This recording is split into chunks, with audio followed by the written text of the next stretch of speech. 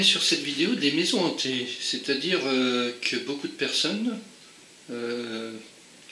se disent passeurs d'âme, beaucoup d'autres personnes utilisent des systèmes pour aller visiter les maisons, pour prendre des photos, enfin ça reste toujours tout un mystère. Est-ce que les maisons hantées existent? Oui, à partir du moment où il y a des âmes en peine, aujourd'hui c'est appelé maison hantée. Est-ce qu'il y a des maisons hantées qui peuvent faire peur? En fait, ce qui fait peur, c'est le fait de ne pas savoir. Le fait de ne pas savoir qu'il peut y avoir des âmes en peine un petit peu partout, dans n'importe quel lieu en fait. Et c'est vrai que dans les châteaux, il y en a plus, parce que dans le château déjà il y a une mémoire, il y a tout un vécu. Ce qui fait que souvent les âmes en peine qui s'y trouvent ont vécu dans ce château et se sentent encore propriétaires du domaine et doivent le conserver, faire tout ce qu'il faut pour que tout se passe bien, que ça reste dans leur famille, etc. Donc en fait, une fois décédés, ils ont toujours ça en tête. Donc ils restent sur les lieux. Alors, en ce qui concerne, c'est vrai que la télévision, pour les gens, c'est toujours un tabou. Là, je pense que c'est surtout la religion catholique qui en est la cause, puisque, si je me souviens bien, la Bible a été changée, c'est au 5e concile de Constantinople, en 533, sous l'empereur Justinien, que la notion de réincarnation et de vie après la mort a été enlevée de la Bible.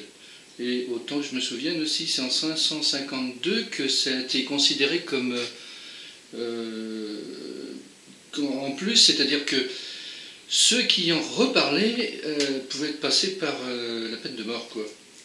Donc effectivement, les gens ont certainement oublié ça, et c'est devenu l'habitude.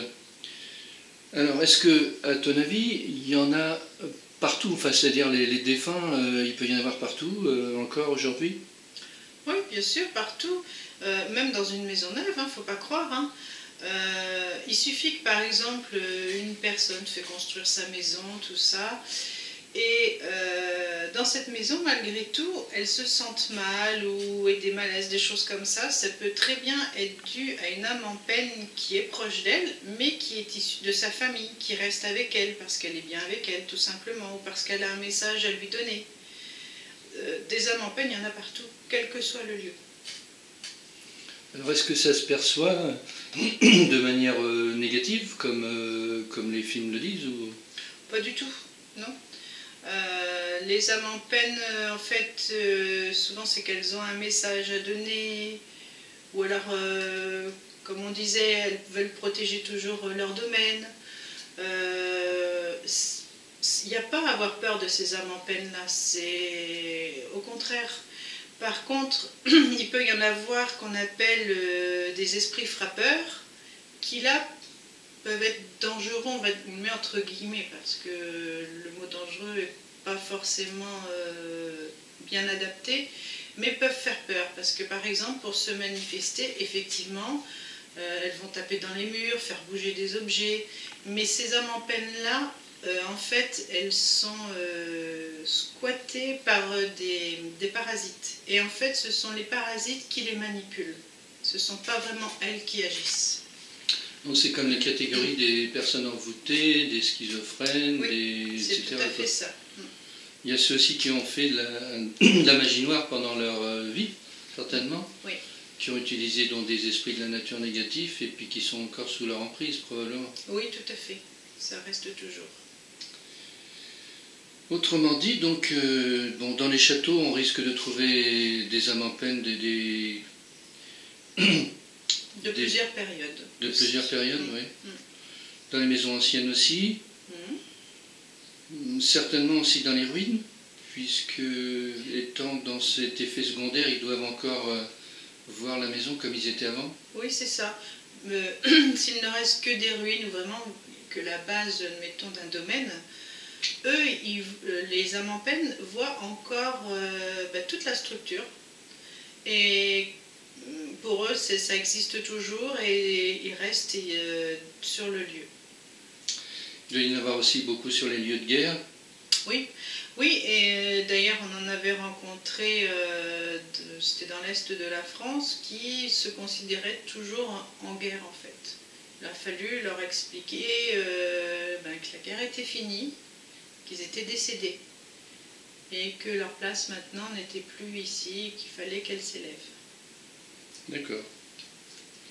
Comment les perçoit-on et comment peut-on les aider pour partir? Alors pour les percevoir, il existe plusieurs méthodes. Tout le monde n'a pas la clairvoyance, mais par le ressenti, en pensant uniquement à mon peine et en balayant avec sa main l'espace, si il y en a une, notre main automatiquement va s'arrêter.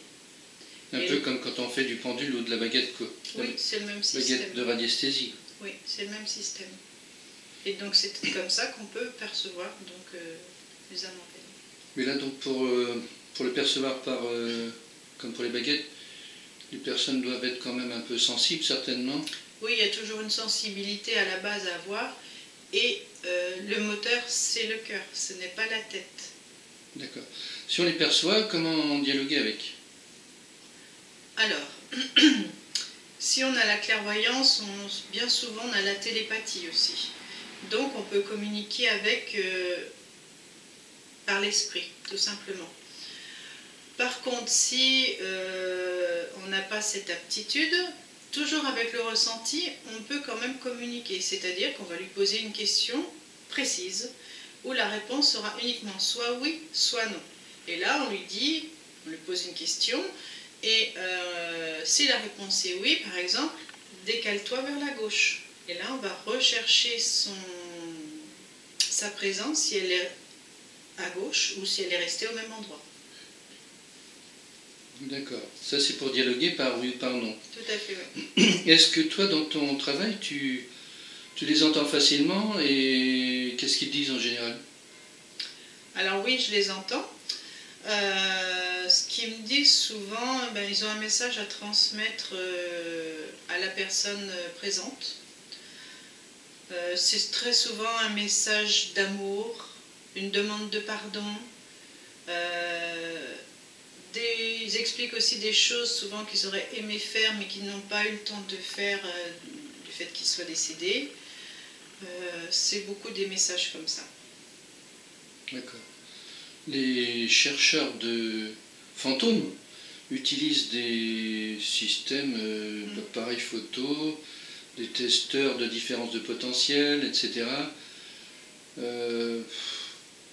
Est-ce que ça sert à quelque chose ou est-ce qu'on peut les prendre en photo? Ça peut arriver, oui, de pouvoir les prendre en photo, mais tout dépend de l'appareil photo. Il y a une certaine vitesse à avoir sur l'appareil pour pouvoir les capter.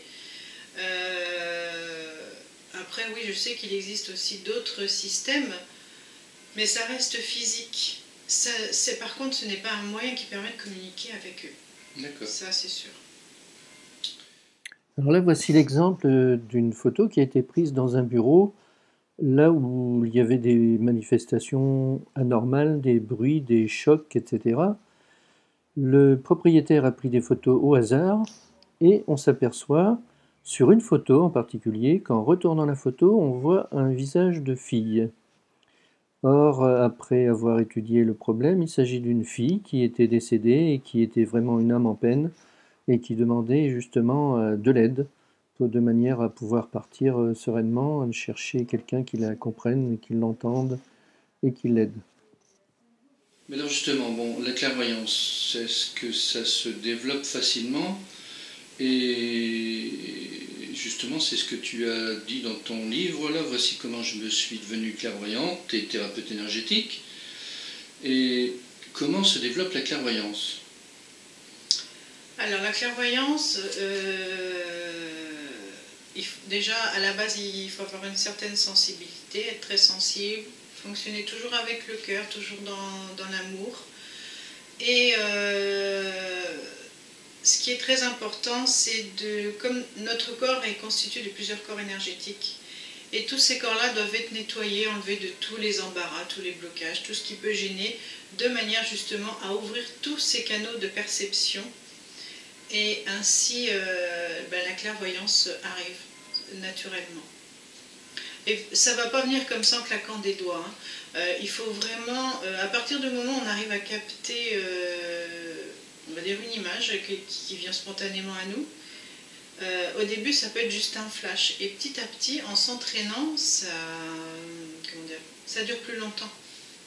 Est-ce qu'il faut, pour les aider à partir, est-ce qu'il faut un travail extraordinaire comme certains font les passeurs d'âmes qui mettent des journées entières ou des semaines pour les faire partir? Ah non, pas du tout. Ce que les âmes en peine attendent en fait, c'est de communiquer. À partir du moment où on arrive à communiquer avec elles par n'importe quel moyen et leur expliquer que leur place n'est pas ici, il faut qu'elles nous laissent leur message, qu'on transmette le message qu'elles ont à donner. Effectivement, ça c'est très très important. Et une fois qu'elles sont prêtes, on fait une sorte de spirale de lumière. On appelle leur famille qui est déjà décédée. Pour certaines, on appelle aussi des anges, des archanges pour les aider à partir. Et on demande à l'entité justement de regarder vers cette lumière et souvent elle est étonnée. Et toutes ces barrières lâchent en fait et elle va spontanément vers cette lumière et elle est élevée. Donc elle est étonnée parce que notre éducation fait que beaucoup pensent qu'il n'y a rien après la mort, quoi, c'est ça? Oui, c'est ça. Ouais. Mais c'est ce qu'on nous apprend. Est-ce qu'il y en a donc certainement beaucoup dans les églises ou dans les... Ah ben dans les églises, oui, selon les églises, elle est pleine d'entités, quelquefois. Et les plus difficiles à faire partir, ce sont les évêques, tous ceux qui... En fait, qui avaient un certain pouvoir et un ego extrême. Est-ce que tu as enlevé aussi, tu as fait des nettoyages de châteaux Oui, tout à fait, oui. Par exemple, on a fait Chambord, où là, c'était l'atmosphère, on sentait que c'était une atmosphère, comment expliquer ça, lourde. Une atmosphère lourde, tout était fait dans la manipulation, il n'y avait vraiment rien d'honnête en quelque sorte. Et donc eux, ils étaient restés là, ces âmes en peine. Pourquoi il y en avait autant? Parce qu'ils étaient toujours dans leur esprit de pouvoir, en fait. Et cet esprit-là de pouvoir, c'est un esprit d'ego, mais démesuré. Hein. Ce qui fait que ça les maintient là. D'accord. Est-ce qu'il y en a beaucoup dans les hôpitaux? Alors oui, dans les hôpitaux, il y a beaucoup d'âmes en peine. Et alors là, celles qui y sont toujours souvent dans la douleur. Parce que quand on va à l'hôpital, c'est qu'on est malade. Et ils ont toujours avec eux cette douleur, cette maladie, et ils crient au secours, à l'aide. Et là, c'est très, très lourd, très prenant. D'accord.